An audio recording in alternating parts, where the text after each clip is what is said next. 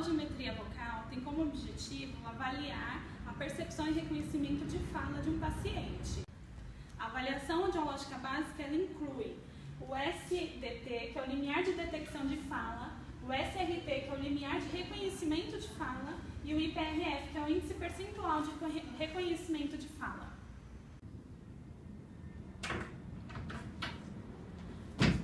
O paciente entra na cabine com o fonoaudiólogo. O fonoaudiólogo explica para o paciente o que vai acontecer no fone. A avaliação audiológica básica, então, ela geralmente inclui o limiar de reconhecimento de fala, o limiar de detecção de fala e o índice percentual de reconhecimento de fala. Essa áudio é chamada de audiometria vocal ou logoaudiometria. Limiar de reconhecimento de fala é o SRT. Ele corresponde à menor intensidade com o qual o paciente é capaz de repetir 50% das palavras faladas, geralmente de sílabos para adultos ou trissílabos e ordem simples para as crianças. O paciente repete palavras que são representadas com intensidade cada vez menor.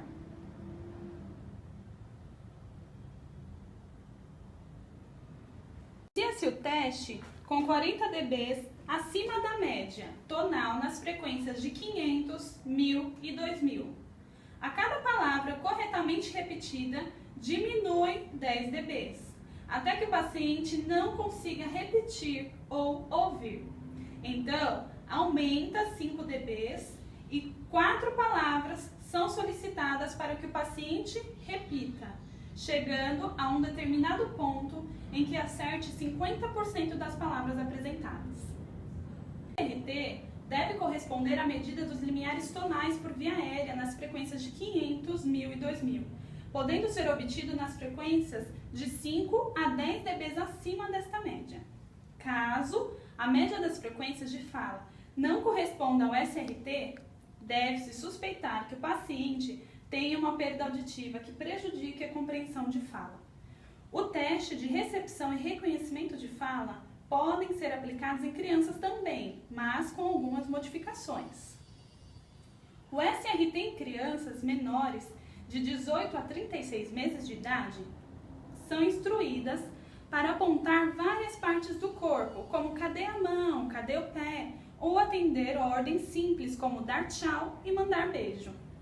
Em crianças de 3 a 5 anos, repetir as palavras geralmente trissílabas, executar ordens simples, crianças com problemas de fala, trocas de omissões, distorções fonêmicas, apontam para o quadro que contém as figuras das palavras apresentadas.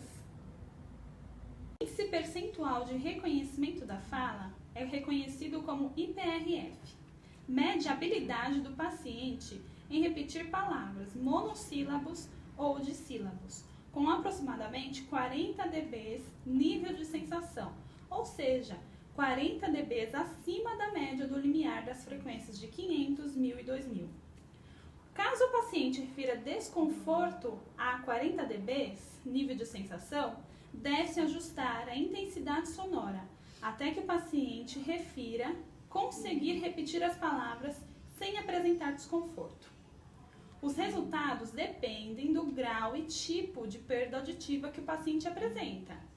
Em crianças menores de 3 anos de idade, o IPRF pode ser realizado com pranchas de figuras para facilitar a compreensão da criança.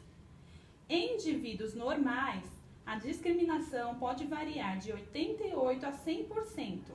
Entre 60% a 88%, podemos suspeitar de lesão coclear e com discriminação inferior a 60%, a suspeita é de retrococlear.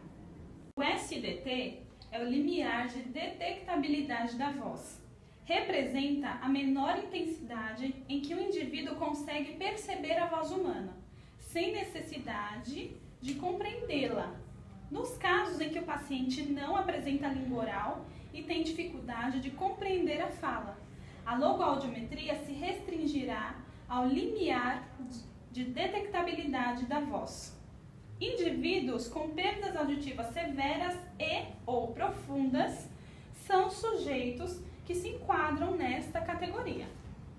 Normalmente, é utilizada a emissão de sílabas pá, pá, pá, para a obtenção deste limiar. Pede-se ao paciente que, ao ouvir o pá, pá, pá, avise levantando a mão ou efetuando qualquer outro comando pré-estabelecido e combinado no início da avaliação. Considera-se limiar de detecção de voz quando se encontra o nível de intensidade em que o indivíduo escuta o estímulo em 50% das apresentações. Dentre as frequências, 250, 500, 1000 e 2000. Alguns autores referem que esse limiar deve coincidir com o melhor limiar tonal encontrado. Na nossa prática clínica, é frequente encontrarmos valores de limiares de detecção de voz compatíveis com o limiar tonal do indivíduo.